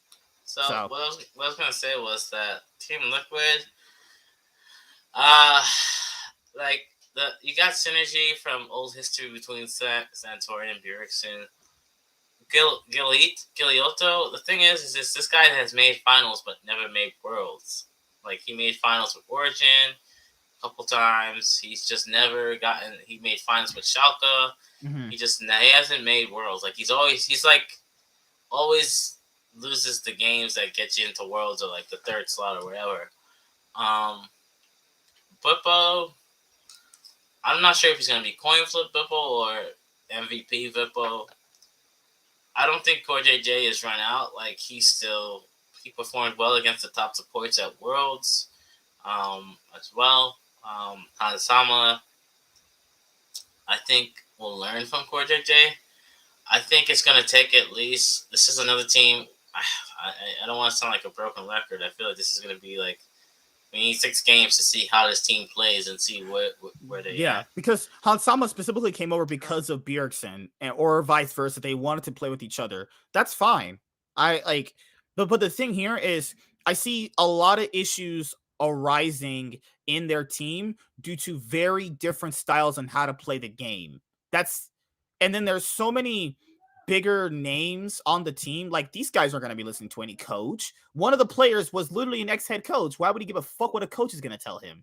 I'm just saying that's going to be a thing. Like, I see issues happening with the team, but if they can somehow subsidize a lot of these issues that they're potentially going to have, I think they're easily going to be like a top 3 team. I still think they'll be a top 3 team, but I think there's a way where they might start losing a lot and they're going to have an identity crisis because they don't really know how to play through a certain person effectively because, Bjergsen is going to have his jungler. Bull's going to have his jungler. I mean, most lanes always need their jungler, but the thing here is I don't really see a lot of these guys, like sacrificing on how to play, and stopping a carry, or they simply just don't need resources for a lot of the games and they just carry on their own. So we'll see how it goes. I think Team Liquid is going to be good. I think I'm going to say Worlds. You guys are thinking too far. The Worlds at the end of the year, but I'll say this. I can see where issues would arise. I think a lot of people are thinking it's just going to all work out because there's Bjergsen on there. I mean, Bjergsen does bring a handful of his own issues too. If no one else ever bring that up. I just want to say it's because of the names. That's all. So that's just all my thing with Team Liquid. That's Team Liquid every year. Yeah. Like, no, but these names are all good. Like, Paul Belter wasn't that good. Come on, let's stop it. Like, come on. Like, Smithy was a good jungler, but he wasn't a world-class jungler. You know what I mean? Like, well, you're not going to find any world-class players in North America most of the time. Right. Outside of Santorin, they basically have superstar. This is like their super team, right? Outside of Santorin. So yeah. Basically another super team that because Steve always buys whatever really good players that failed at Worlds and he just injects them into Team Liquid. That's how it always works. So, I mean, I hope it works out. I just think that there could be problems that could arise with a lot of the big names on the team who've been known to not really do well with coaching. I don't think they'll do that well in lock-ins, as people say. Again, I think there's going to be an underdog team like TSM or something that's going to, like, in semifinals beat Team Liquid and in finals beat 100 Thieves. I have a question. Before we do the next teams, are we going to go over lock-in? Didn't we already do it before the schedule? I think we did. I didn't know. You're fine, man. All right, so if there was like an S tier, then I would like just have those 3 teams we haven't. Well, Team Liquid and the 2 we haven't ranked yet in like A tier, but just not in S tier. Because I think that's more reasonable. Because I don't think any teams are like at the top tier. All right, let's go to my boys, Cloud9. Where are they going at, guys? And the thing with Team Liquid, unlike Team Liquid, where we know a lot of these players and how strong they can be, Cloud9 has a lot of, if this could work, if this could work, if this works, if my dad came back to my life, if a girl started riding my broomstick every day. Like, guys, don't get me wrong, I love Cloud9, but there is a lot of ifs with this. Now, if all these ifs do not pan out, if most of them don't, they're not going to be that good. Oh, that's the thing. Oh, it's like There's so it's many impossible ifs. to rank them right now. Yeah, they're the most impossible team to Yeah, rank. you should just have a tier at the lower, just below D that says unranked. Just do that. Because let's be honest here, Summit was a top 4 LCK top laner for a long time on Sandbox. Now people said Sandbox was shit. I mean, the LCK is a pretty strong region, but like, they were shit. But Summit wasn't garbage. Blabber wasn't that good all last year outside of Spring. Between Sven, Vulcan, Blabber, Why? and Perks were bad ever since MSI 2021. I think it more has to do with the why they kept him. chemistry. MSK. I know, but like you have to kind of factor in his level of gameplay to not show that he should be. Oh, I know. I'm not roster. saying he's. I think he's great, but I don't think he's like excellent or anything. Like he has issues people don't bring up, like game knowledge and stuff. But I think he's, as good of a NA jungler as you'll ever get, really, at this time. I mean, everyone's been saying he's gonna. We don't know, guys. No one knows if he will perform I'm well. saying I have trust. I have trust he'll do great, though. But we don't know. But I'm saying I have trust he'll do great. Berserker, this is the. I say it. This is the year that they're the biggest question mark. This is the biggest question mark in the LCS. What I will say though, Blabber and Fudge had amazing chemistry in the top lane. So in mid lane, that because Blabber it's gonna be a lot better. He had shit chemistry with Perks. That was a big factor. So maybe it'll be different. And Berserker, was awesome in Korea. A lot of people say, "Oh, he fell off in summer." No, his team fell off. He didn't. All right, and Winsome has amazing vision. Otherwise, I don't know too much about him. I think the biggest question mark for me when it comes to Cloud9 is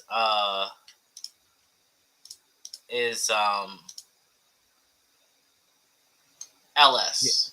This man is revered as the god of coaching. All this stuff. He is. And no, he's not. Stop it. I think Viger V2 is way better than him, but that's just my opinion. Let's see what now. This guy has the opportunity to coach a top tier team. He has all these players. If this team fails, I don't want to hear any excuses. Don't want to hear not one. I'd be like, I would literally go up to this man and be like, "Shut up, don't talk." This is the thing with LS is he's always ragged on NA coaching, saying he could be doing. He has all these philosophies of how he could do it better and. This man sucks Korea's dick like he's about to have a corn dog or something. Like, come on. And this is the thing, dude, is I think he'll do because this is also like fan copium talking here with me sniffing Chronic and shit about because I love Cloud9. Yeah, in and out, Carrick. Listen, as long as he doesn't pick like any mid, I think he'll do great. Okay, don't do it. If you're doing that, I'm not watching that game. If there's a first pick any mid, I'm logging off that game. Do a crime? Yeah. Like here's the thing though. Like I think he'll do great, and I don't think there'll be any excuses. But here's the thing. I think he has so many haters where even if he does great as a coach, and even if the team does great, and they prove that it can those excuses. No, but they prove that the system. Though, Sean, like that's fair. No. Here's the thing. But if they prove he's a great coach, and the team does great, and their system does great, but they're just not good enough in the end over like 3 other teams, whoever that make worlds, and people will just call him a garbage coach.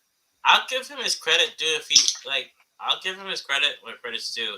I'm just saying, like, just no. I don't mean you, Warren. Yeah, I get what you're saying. I don't mean you. I'm just saying, like, many other people. Well, and then he might not ever be a coach again, even though he. The thing here with Cloud9 is, you guys have seen the videos. They're highly indexing on building a really nice infrastructure where their academy team is as strong as their main LCS team. So they have 2 good, strong teams to train against each other to have a really good result with the LCS and potentially MSI and Worlds. We know what their plan is, but this plan hinges on a lot of ifs. That's what the plan hinges on. It hinges on a lot of ifs, right? Then LS has always said, well, he knows a lot about coaching. He's been very, very critical of how the LCS coaching is. Well, let's see him change it up, like he's always been saying he will. Yeah, that's what I'm saying. Like, let's see how good you are, dude, because you've been talking. Yeah, well, he's doing it. He's doing it now.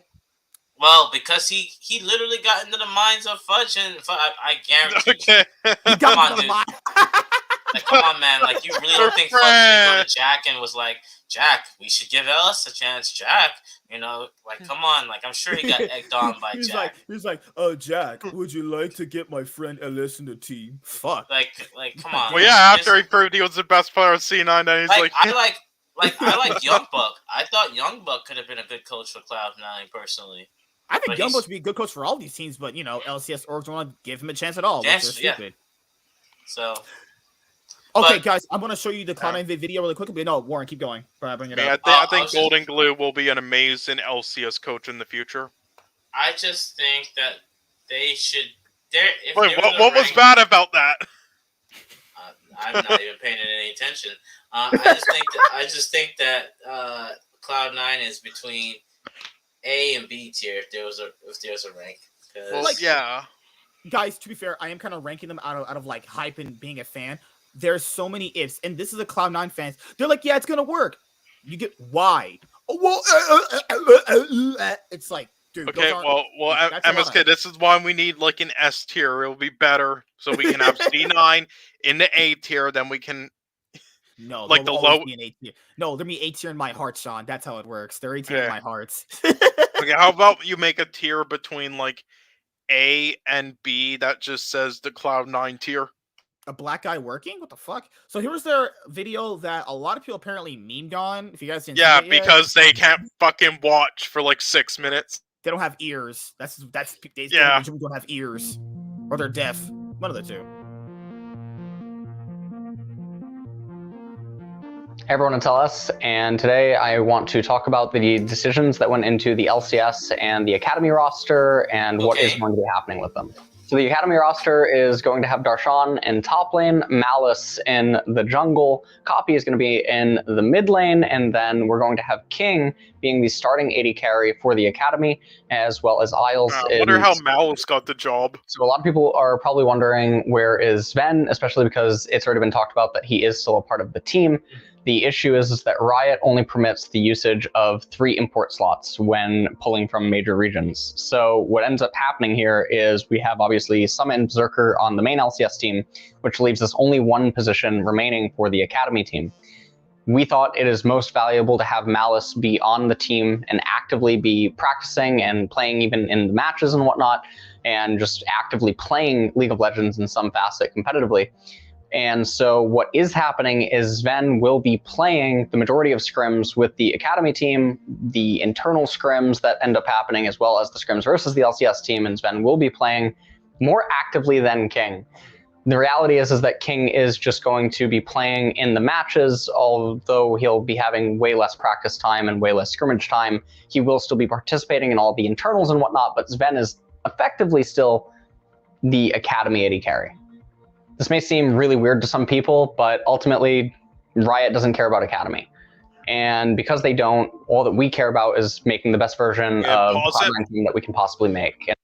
So I have to note here, so people were fucking trashing on first, like, oh, says the team, you know, stacking out their shit roster with fucking imports. Like, they weren't fucking, they weren't whining in that part about, like, Sven not being able to play Academy with being an import. That's all what they were saying. They weren't whining about that or trashing on Riot's Academy system.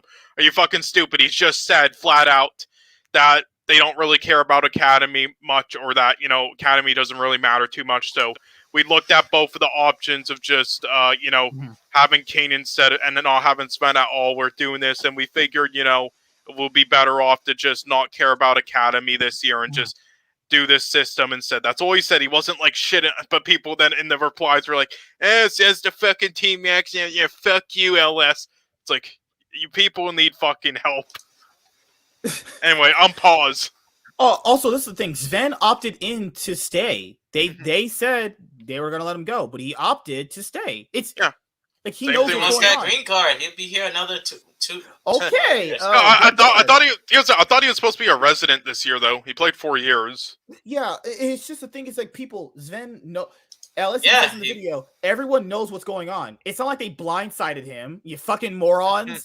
Like, holy shit. And also, there were some Cloud9 fans being retarded in the fucking comments as well, because all I said was that the only move I don't agree with is Kane, just because I don't think there's much of a point of Kane being here and he's a little older in his career now, so I think it would just be better off for both sides if they just had like a 17-year-old give him a chance to play the games and be somewhat a part of like the scrims, and then have Sven there. I think would be better off for like both sides. And then people are saying like, Kane opted into it. The fuck you talk? It's like, I didn't fucking say. I just said I don't like the fucking move. I didn't say he did. Oh my god! It's like people are so stupid. Okay, Sean, you're definitely beating your blood pressure's girlfriend. getting up there. Yeah, You God. definitely strangled your girlfriend. Okay. Sean, you need Hey, some what the blood fuck? pressure pills? Oh, I have one. Damn. Sean, you need some blood pressure pills? Holy shit. Guys, Fuck. guys, sounds like you like me, so. Yes. Hey, if I see another TSM fan, I'm gonna need some.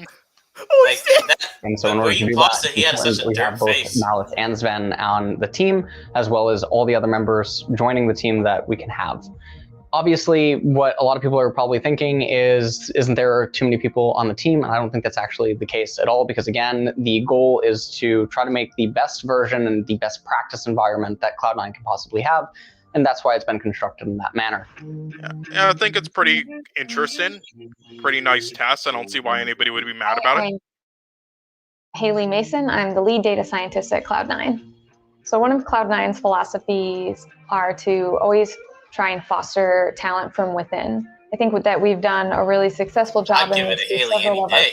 promotions from Academy to LCS. Jesus, Whereas you're not China- getting in the scene like this one for of it. the most prominent tools that we have at our fingertips is the usage She's of on the Power young BI side, though. She's dashboards. probably like 26. And these really enable us He says to fuck. pull up various players and compare them quickly Yeah, King. through the use of automation and just having a tool that has all this data collected and Yeah, that's the displayed in data a part. way That's the that kind of has job the I'd be steps we getting need if right I at our could get it. fingertips. So we want to accomplish two major tasks. One, we obviously want That's to definitely Sean when he was like 10. Our second task is to create a sustainable system and infrastructure. A lot You of had the people same haircut. about this idea that continues to accelerate and produce new players in the future. I'm This man very makes money. He can't interested get some in proper measuring looking player glasses? Like, skill come on, in whatever man. way we can. Whatever It's all objective crooked shit. way we I have get some Ray-Bans or measure some a shit. player's skill, I He's think sick. is very valuable. These people So make how I money. work with the data team this year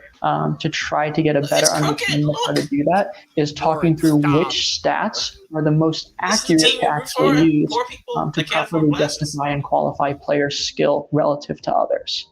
So we use Power BI to compare players That's and what I'm talking analyze about, my different girl, statistics that they've achieved throughout the spring split or summer split or whatever period Now, we're this is the analyzing. retarded part. And two support players that really stood out to us as players who deserve an LCS spot were Isles and Winsome.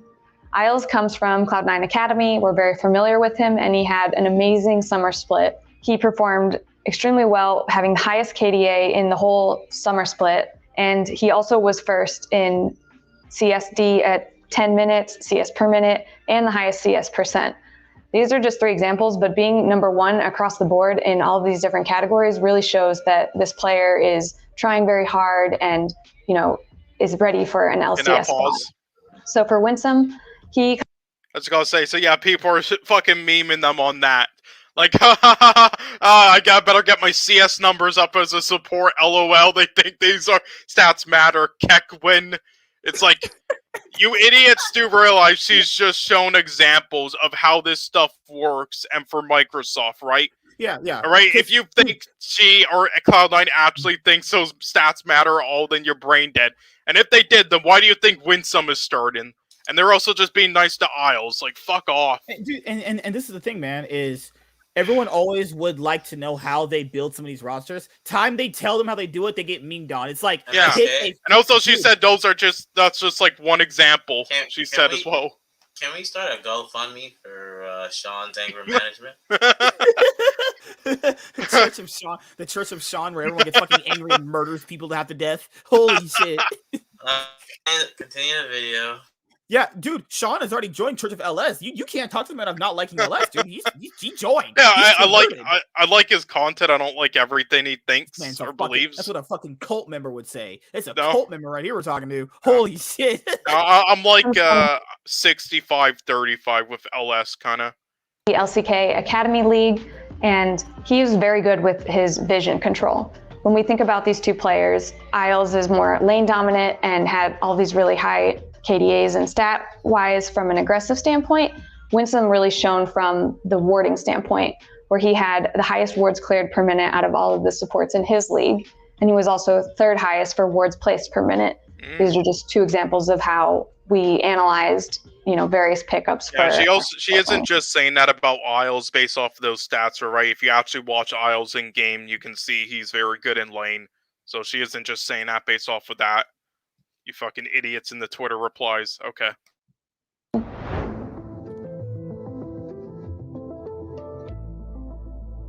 So each player prior to agreeing to join the team knew about what would be happening with the main team as well as the academy team. This includes the players that are agreeing to join even as third members, as well as the staff that are joining.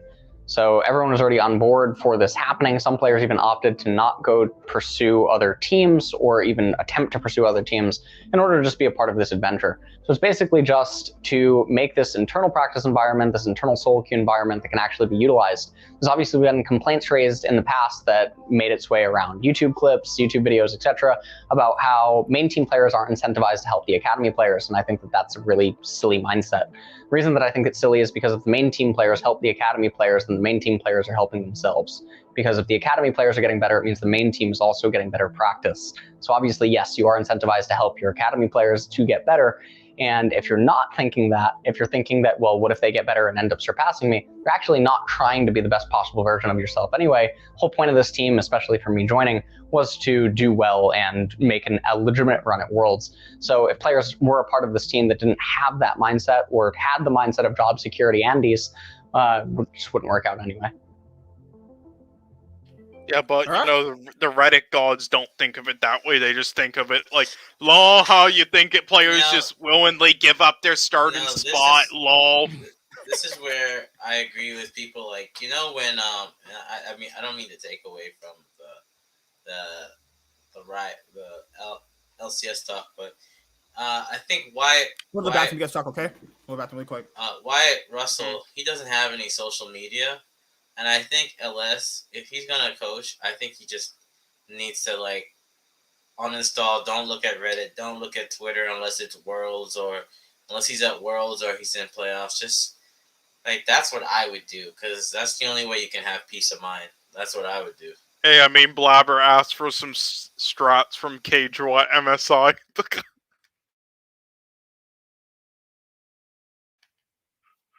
Anyway, anything else? Want to talk about what he's gone? Oh well, who do you think is gonna win lock-in? Again, I think a team like TSM could honestly surprise and win it. I feel like 100 Thieves is too easy of an answer. I think they'll make finals and lock-ins, but for some reason I don't feel like I always overthink things, so it might be just that. But I just have a feeling they won't, but they'll make finals, and I have a feeling a team will upset Team Liquid in semis and then go on their way to win it. All right, guys, we're at 100 Thieves. Where are they going? Pretty sure they're going in 8 here. They literally just won the split. They're the most cohesive team out of every one of these guys. They stayed together. They didn't make many changes. They made literally no changes, and they might have a 6-man. They might have a 6-man person. I think Tenacity is better than Someday, though. I saw his solo queue. This dude literally got Challenger within a week and a half. He did that when he was 16. He got fucking top 5 rank in solo queue. Yeah, this guy has talent. Yeah, him and Kenvi. I still cannot believe Kenvi doesn't have an LCS spot. That pisses me off. If we're looking at 100 Thieves roster, they still have one of the best junglers. They have one of, if not the best mid laner, they have the best bot lane. Well, one of the best bot lanes. And a serviceable, good top laner, or top 5. So here's the thing with Tenacity. I think he should be better than Someday. It's just that I feel like he still has some trouble. I think transitioning onto as a pro from solo queue. You can see he just it's Niles a bit, just dives in a lot, kind of dies a lot in lane and shit. But I feel like in all the other areas though, he should be better than Someday right now, in my opinion.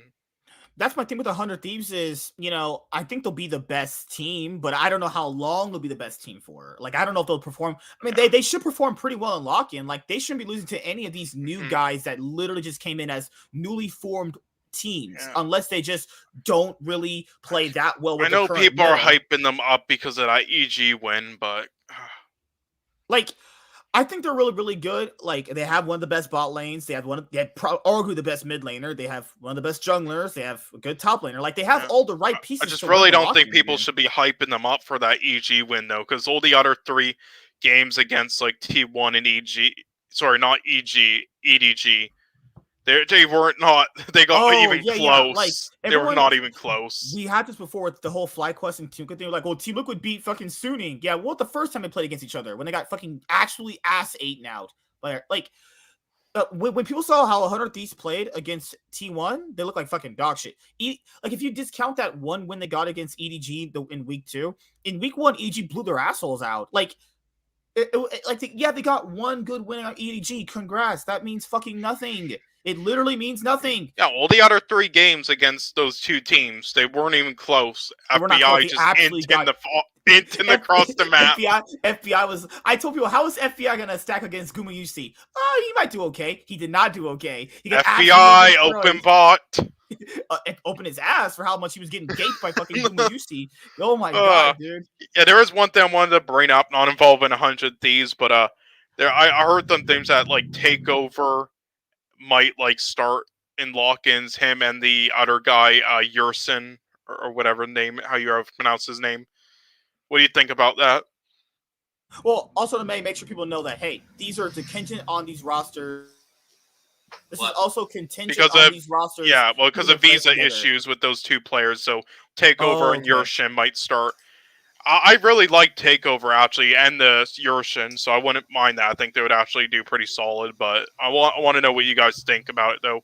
Or if you've seen them play. I haven't seen them play, honestly. I haven't seen them play. Yeah, I think Takeover is like a Chile Korean. This is what people always wanted. This is what people wanted 100 Thieves to do at Worlds when they're already knocked out. Is give Tenacity a chance. If they can't have the actual legitimate players play, just play them and let's see how they work. Now, guys, to be fair, remember a lot of these rankings that we have right now are literally just because we think these players are going to play in the tournament itself. Like if they have switches at the last minute, nothing I can do. I'm sorry. This is how it works. Right. You know. And also, I think we can say 100 Thieves is the clear top one, but I don't know. Like, I gotta see how the split goes. Like, I'm still kind of like, I felt like 100 Thieves could have got a support. Given how spring is very, very wonky, they could easily win back-to-back titles. It's very possible. Also, remember TSM's trying out a new style, a new way of how they're building their roster. Cloud9's trying to completely new, different style. Most of these teams coming in now are trying out a completely differently new thing. So 100 Thieves has something familiar that's already worked. They could easily win back-to-back splits, given how wonky spring can be most of the time. It's very possible. It's just, we'll see how it all works out. But, guys, the LCS locking tournament begins next week, actually. So I just wanted to say, January 14th. We were just taking a little bit of a break because, guys, league season you only get 2 months off, which is September before World starts, and you only get December off. Yeah, MSK taking break watching shark films. LPL starts January 10th, by the way. Yeah. Oh, I was going to forward that to you today. The LCK starts on the 16th, actually, or something like that. Yeah, LPL always starts first out of all the leagues. Yeah, yeah. And dude, if one, who won the Kespa Cup again? FPX. FPX did. Dude, FPX won the Demacia Cup. And they have a new roster. Wait, no, I mean the Korean one. Sorry, I meant the Korean one. Oh, you Is mean that one going on right now? I don't know. Demacia was FPX. Yeah, I said Kespa, but I think it was something like, was it like, I think it might have been like something like Najin, Red Force or something. I forgot. Nongshim I forgot, but I mean, they're not like playing really their starters or whatever, and no one really cares. Dude, just like lock-ins. I forgot. If anybody doesn't watch the LPL, because I watch all these. Just because I don't make content around the LPL or LCK anymore doesn't mean I don't watch them. Like, well, last year I didn't really get a chance to watch as much LCK, but I don't even watch the teams I like. I was telling Anyone's Legend. What the fuck is that team? Rogue Warriors rebranded to Anyone's Legend. Yeah, anyone's wins. I was telling Sean that when you YouTube search like LPL commentary, there's nothing. There's no content. Yeah, I'll be down to do anything for like that, Yeah, just do the videos, send them to me, man, and we'll just get it up there if you want to do it. You mean my own channel? Yeah, you're right. Thank you. Yeah. Yeah, I'm thinking to make my own channel, but it wouldn't be with this alias. I'd just use my real name. Like, hey man, if there's all LPL right, content, Travis you guys Gafford. oh my god! If you guys want to do LPL content, I'm all for it. You know, it's just Yeah. I can't do too many regions because that's too much. I would literally burn myself out doing all that. Honestly, That'd be slavery for you. like that's my thing. Is like I think this year will pan out pretty good with all these teams. Like I mean, I'm hyped to see. I what think Big League's LNG is do. gonna be a top 5 team for sure. OMG. LNG. Thank God. I thought. Yeah, true. I think LG will actually be pretty good. I don't know why Doggo would join the same team with Uzi. That just doesn't make sense. Yeah, I don't get it. I'll tell you why. Remember how like a lot of these orgs had like these two good players? Eventually they'll settle on one. Remember how RNG had MLXG and Karsa? They eventually settled on Karsa. Remember how they had Blanken X person? They eventually settled on. This always happens. And Yagal. You see, remember Bunny Fufu Smoothie? It's the same. They're just gonna settle on one guy eventually. I do find it interesting. Uzi retired, and then like Betty came in, like a legendary like PCS or LMS or whatever, like ADC, and now it's like another one's coming in with Uzi. Yeah, like is Uzi? I don't think they believe Uzi is the long-term guy. I don't think he is, honestly. He's to sell jerseys. Yeah, imagine if they had the Shy as well. Those are some jerseys. The thing is we know Uzi is not going to be there for a decent amount of the spring split because that's just what he does. He's just not there a majority of it for the first part of it, like the first 5 weeks, and he'll come out. But it's the thing, if Doggo's performing at a really, really good level, I don't think they'll play Uzi. That would make no sense. You know, he might be there just for name brand alone. You know, so that's pretty much how it is. I would say so, yeah. I mean, I hope me personally, when it comes to Uzi, I hope he helped figured out whatever his health issues were, because, he apparently, I think the condition he had made it like his arm was that of a 50-year-old. Like, I don't know, nerve-wise or whatever. So hopefully they corrected it, or it's sustainable where he can play and it's okay. Because he always wanted to win Worlds. I think they have a good team outside of, I don't know why the whole Doggo thing. I like Breathe. I don't know if you could pull up that roster again, MSK, but I like all those players. Wasn't Breathe on World Elite actually? Yeah, Breathe was on World Elite. LPO, let me bring it up right now. I think it was Whey Protein. Is that his name? No, fool. I think starts performing bad. I'm just gonna start calling him Whey Protein. That's his name. I don't know. I think LPL. I think EDG is gonna be top again, personally, but that's just me. I don't know. Yeah. So wasn't Whey? Yeah, Whey. Fofo was good. Fofo was really good, actually. We know Doggo was good. Chris was good. Chris was consistent. Breed they have a really good team, dude. They have a really good team. I just don't understand the Doggo thing. Like, if this team doesn't perform, dude, this team doesn't perform very well. I'm sad. That's sad. They've always been a middle of pack LPL organization. With this kind of roster, they could very well win a title if everything pans out. They could. But these other rosters are good too. Like EDG's coming back with no changes. They just won Worlds. Not FPX. I don't think they're going to do that one. They think maybe that one turn was a fluke. LNG, they have a pretty good solid team. RNG has a pretty good solid team. Oh yeah, I mean Ben in the top lane, and then you got Xiaohu in the mid lane. Yeah. Dude, they have some competition. Like I don't think it'll be a cakewalk like a lot of people think it'll be for BLG. I don't think it'll be, but I hope it is. I hope new orgs win titles in the LPL, but it's so hard. There's 17 teams. There's literally 17 teams. But that's pretty much it. I will see you guys. I don't think there's going to be any more content we'll have to do because we've covered pretty much everything. So, I can't wait until lock-in starts so that way we can have a episode talking about that. I wanted to make sure I give you guys these 2 episodes centering on LEC and LCS. And we'll be doing the exact same thing moving forward with only the beginning of an LCS and LEC split and at the end of one, not during the middle of it. I think it's a fair thing to do. Other than that, I think it's fine. We've covered pretty much everything. We're just taking a break, for a little bit here because League is a very watching League throughout the year is hard. Not hard. It's just a lot to really got to go into. You might want to make good content based around it because a lot of things you have to watch, a lot of the games. It's just a really great grindy thing to do with League. But there's only like 2 months out of the year where you get off, so I take advantage of those months when I have off. You know, my off season is going to be up in about a week or so, which is fine. You know, I'm doing better this year at managing my time and trying to figure out like, you know, managing how I'm going to have sex with my wife most of the time. But yeah, Warren, when are you going to start that channel? Actually, I just need to figure out how to set up OBS and just I'll probably do like same. My troop, use my my avatar now and just get a StreamYard page. Your name is gonna be True King. You set your name. No, it won't be True King. I might just stay with True King for now. And then just like I said, I'm just gonna cover the games. Kind of like I want to watch the highlight game and like if there's no I'll kind of go over the main like whatever the warm-up games if it's a good game, like if it's sometimes they go back-to-back good games and then they have just like you know stompy third one LGD versus anyone's legend. Like I'm not gonna watch that. Like come on.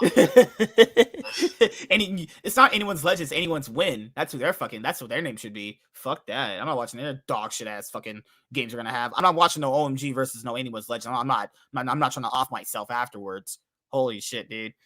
But yeah, as you guys know, Lock-In and the LEC 2022 Spring Split begins next week, and the LPL is actually going to begin at the beginning of next week. So a lot of these competitive regions will be coming back in full force. It's nice to get back into the swing of things. It feels like this offseason lasted forever, honestly. It feels like it, but you know, we'll see how it goes. Hopefully, if you guys see this on the replay, you subscribe, like, do all that stuff. As I would say, you know, the channel grew pretty decently well in off season, which it always does, and I'm proud of that. You know, the channel's goal is only to get 1,000 subscribers and make it monetize. There's nothing truly crazy that I want to do on here, other than just talk league stuff and just make it monetized, and that's it.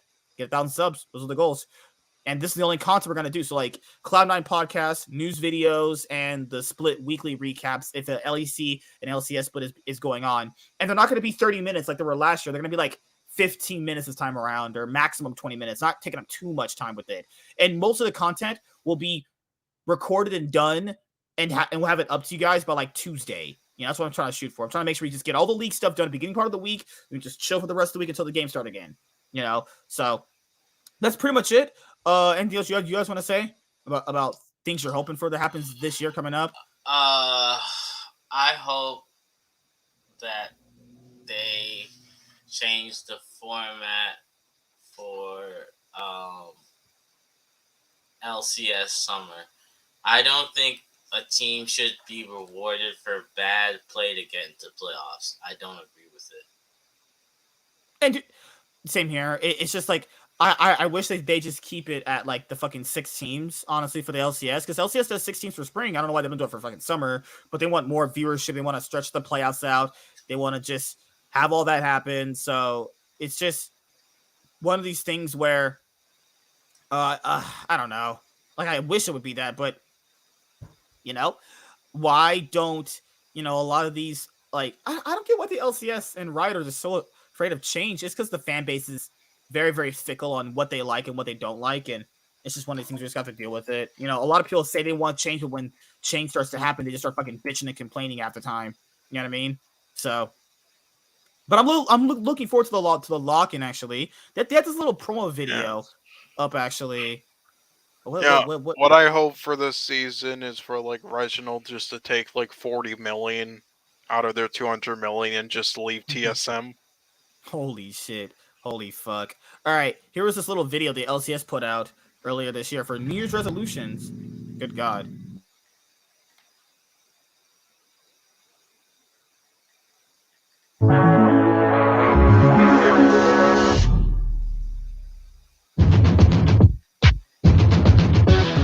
I'm just looking forward to get revenge on Team Liquid. Time to go with the Bud Light Ace single-handedly. I'm looking forward to elevate Immortals to new heights. It's a quadra kill for Power of Evil. I really really want to win everything. I really need to learn English. I want it to be fun to root for the The underdog. fuck? He is not toast. He is the toaster. EBT chaser. Okay. Definitely have a lot to look forward to. Epic Crier. I look forward to going through the notes and groups. Oh, looks like we went to IKEA for the fridge. Yeah, what the fuck? To be MVP. What's the gun to fudge? Sora and I were former teammates, and we're finally back, and I'm really excited to compete against him again. No, he's not. He's not. He's gonna get 10th place and be crying. Alright. Well, Hey, why did they use Tactical and Fudge out of all the players on the team? I wonder why. Jeez, I wonder why. Frost is a god. That was word. My goal next year is to become the best mid in the LCS. Oh, You are delusional. You are delusional. Stop it. What the fuck? Oh, hell no. Listen, we'll say best Canadian mid. Can you please can you replay that actually? Dude, clip this. Someone clip this for me. Oh my god, dude. Holy shit. Let's go, man. Next year is to become the best mid in the LCS.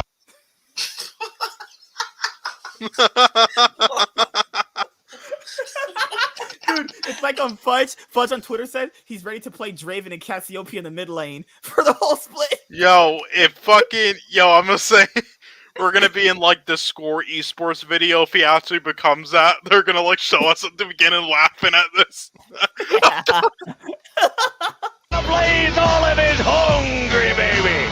I look Hungry for losses. forward to putting Bjergsen back into retirement. Oh shit. Let's go. Yeah, boy. Let's go. Oh, but no, if he says it, then it's toxic. But if Doublelift says it, then it's all It's good. Yeah, if Doublet does it, he's speaking facts. But if Fudge does it, it's toxic. Get the fuck out of here. You're fucking trash. Fudge putting Bjergsen back into retirement. Why are you saying it? What? This guy says, only funny thing will be when TL fans start getting upset once Bjergsen is 0-8 in lane with Fudge. Like it. Oh, that won't happen. I'm sure Fudge will get Omega Gap by Bjerg. I mean, that definitely could happen. But yeah, dude. Hey, do you guys think Blaze Olive will be the best mid laner, actually? Best Canadian mid. Okay. I'll say he'll be the best Canadian mid, alright? That's what I'll say, and Palafox will be like the best American mid, maybe.